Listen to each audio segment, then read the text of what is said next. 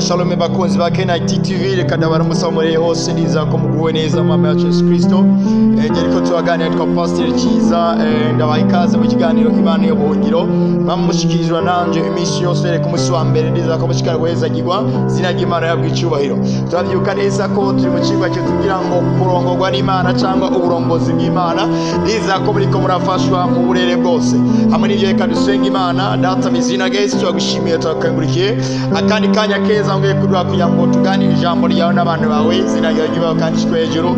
Twagushimiye ukuntu ushikara kutuzana ko ijambo ryamaze gahindura ubuzima bwacu, narekaye ku muntu wese agiye kuva ino jambo ngiye guhindura ubuzima bwiwe akabubwiza akaja mu wundi. Byo ndavyize mu izina rya Kristo Yesu, amen. Haleluya, haleluya. Hamwe n'ibyo nibuka ko ku munsi w'ejo twariko turaganira tubona neza uburongozi bw'Imana ku buzima bwacu. Twariko turabona neza ingene Yosefu yagiye ahura n'ingorane zitandukanye, ariko bivanye n'uko ari cyo Imana yamuvuze ko byari ngombwa ko ashika kuri ico Imana yamuvuze ko. Hamwe n'ibyo twabonye neza ko iyo umuntu ariko arongorwa n'Imana ntigisigura ko yamahura n'ivyiza gusa, birashika agahura n'ingorane kanaka, agahura n'ibibazo kanaka, ariko ibyo bibazo ntibimuca intege, ntibimubuze kubandanya urugendo yatanguye. Imana yimbaza cyane, bisaba ko abandanya iyo nzira yatanguye, kandi aho Imana yagombye ko agera arahagera. Pempote uko bigenda kose arashika icyatumye Imana igirane imufata, icyatumye Imana imuhamagara. Twavuganye neza tubona neza ko umuntu wese yaremwe Imana yamuremye ifise umugambi. Hari icyatumye Imana ikurema, yakuremye kugira ngo umenyekanishe ishimwe ryayo, umenyekanishe ubwiza bwayo. Hamwe n'ibyo rero twirasira ko atamuntu n'umwe yabaye kugisanganya, umuntu wese yabaye kubw'umugambi w'Imana nzima.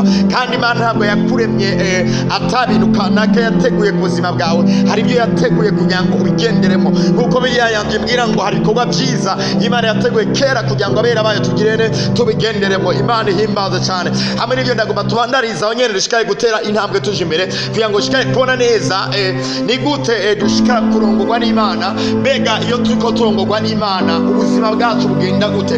Iyo turongorwa n'Imana ubuzima bwacu buyobera abandi barasigwa n'ibitugaragara ko barasigwa n'ibyo tugenda tuvuga ko imvugo yacu dusanga iruza umunyu, ibikorwa byacu dusanga bitandukanye n'iby'abandi bose. Donc abo bagombye kugutegera bama basanga uri hejuru yaho, kubera donc everyday gihe cyose nta muntu yigera hagarika umugambi w'Imana.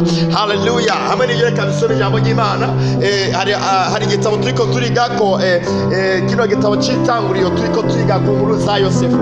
Ndagomba dusome Itanguriro igice ca 41 umurongo waho wa 37 nasoma mu izina rya Kristo. Arabwira ngo iyo nama ishimwa na Farawo n'abishikira biwe bose. Farawo abaza abo bishikira biwe ati, twobona hehe umuntu ameze nk'uyu ari mw'impemu y'Imana? 39. Farawo abarira Yosefu ati, ko Imana ikweretse ibyo byose nta wundi munyabwenge w'umuhanga muhwanye. 40. Guhaye kuganza urugo rwanje, kandi abantu banje bose baze bumvire ico uvuga. Ku ngoma yanje yonyene niho nzogusumba. Amen. Imana yimbaze gose. Hano turiko twasoma n'amajambo, tubona amajambo umwami yari karavuga kuri Yosefu. Yosefu muri make twabonye neza ingorane yagiye ahura nazo, ariko tubona ingorane yakahura nazo ntabwo zariko zirakuraho umugambi w'Imana, ntizariko ziraziprima ivyiyumviro Imana ifise kuri Yosefu.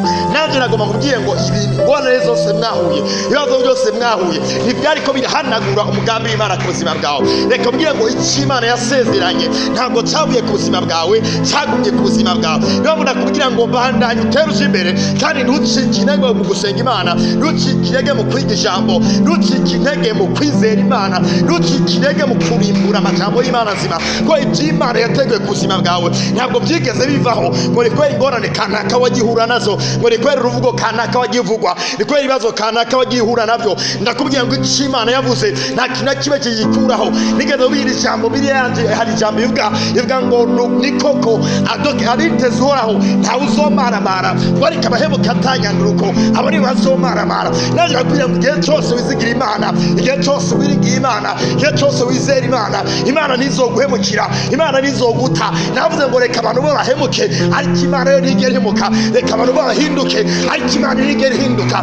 Ndugu yangu ndakugira ngo dufise Imana izi kugira neza, dufise Imana idahindagurika, dufise Imana budaca gutubwira ngo burya naguhevye ariko yamana natwe iteka ryose, yamana natwe ibihe byose. Nawe ndakuremesera kugira ngo komeza urugendo watanguye rwo kwizera Imana no kuyisenga no kuyizigira, ko Imana izigera iguhemukira. Uko yabanyegera na Yosefu niko iri kumwe nawe, uko yagiriye neza Yosefu niko izokugira neza. Uko yakuye Yosefu mwibohero maze Imana ikamuzana, ni ikintu gitangaje cyane. Ni gusango Yosefu ugiye kubona ingorane yagiye ahora nazo, zari ingorane zitangaje cyane ku buryo ku bwenge bw'umuntu umuntu yosanga yacitse intege, yosanga yibajije ati bibi Imana yambwira yarambeshe, yosanga yiyumviriye ati bibi Imana yamenye yanyereka yarambeshe.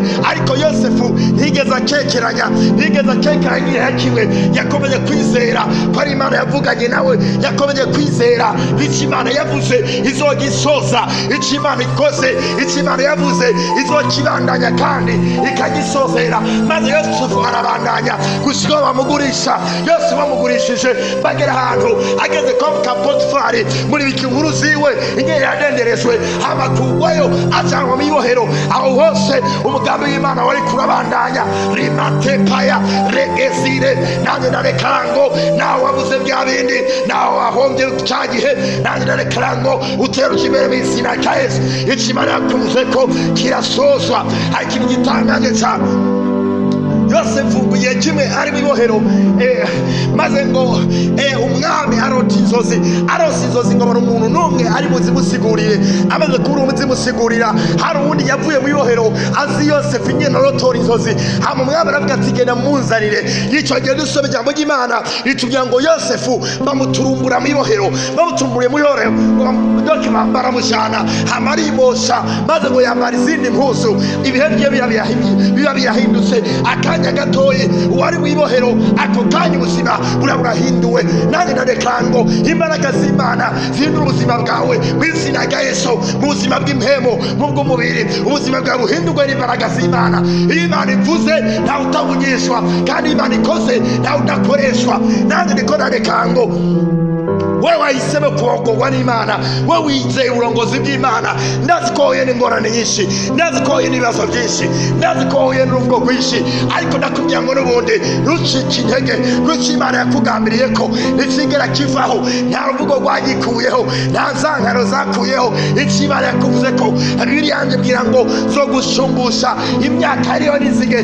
Ndagira ngo ubwire ngo n'imyaka wahombye Imana igushumbushe mu izina rya Yesu. Imyaka wamaze utaroye ikibondo Imana igushumbushe mu izina rya Yesu. Imyaka wamaze atabyiza ubona, igihe cyose wamumarira Imana igushumbushe mu izina rya Yesu. Ariko ni kuri ya mesaje yanjye kugira ngo kurongorwa n'Imana, pepoti ibyo wocamo byose, pepoti umwaro wocamo, pepoti amarira wocamo, pepoti ingorane wocamo, ariko wirasire kuri mu nzira uri kurongorwa n'Imana nzima. Ntugahushe inzira y'Imana ngo n'amageragezwa, ntugahushe inzira y'Imana ngo n'uruvugo, ntugahushe inzira y'Imana ngo n'ingorane zitandukanye, ariko wizere maze ukomere mu burongozi bw'Imana. Mwaremewe cyane. Dusubira ku munsi w'ejo tukajya kuganira muri kino kigwa nyene. Imana ibagire neza rwose. Reka dusenge Imana. Data, in the name of Jesus turagushimiye, ndakwemeye cyane abantu bawe yasanye ku nzira yanjye kugira ngo tukajya kuganira ku ijambo ryawe.